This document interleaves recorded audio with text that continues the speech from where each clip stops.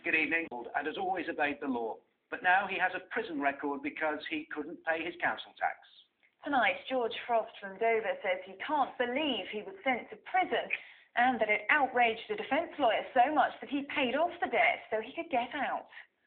The council in Dover says prison was a last resort, but it says it has a duty to all its council taxpayers and it has to protect the interests of the wider community.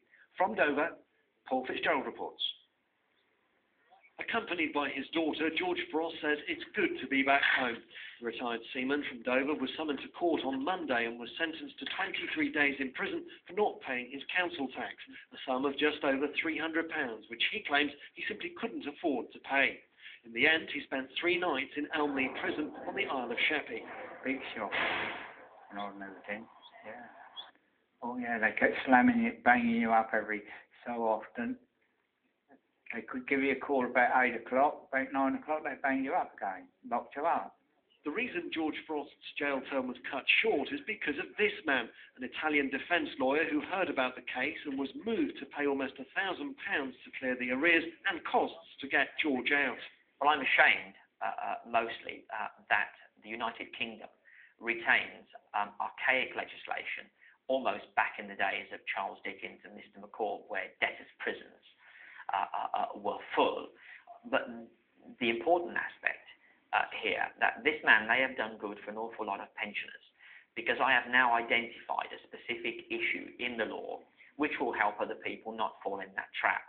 Despite Mr. Frost's short stay in prison, his family were very concerned for him on health grounds. He has had 2 heart attacks in the past, you know, so he's got to have this medication regularly.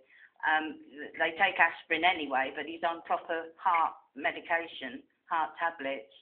And when he came out, he looked very ill to me. And then when we're coming home, he tells me, well, I've not had my medication. But Dover District Council says the law had to take its course. It's very regrettable in all circumstances when somebody ends up in prison. It's a situation that we wouldn't necessarily have wanted, but it's a matter for the magistrates.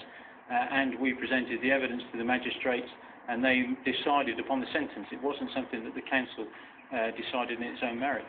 The council says it will work with George Frost to make sure this doesn't happen again. In the meantime, the pensioner says he wants to personally thank his financial saviour and then put his harrowing experience behind him. Paul Fitzgerald in Dover for Meridian Tonight. The final suspect in the murder of a farmer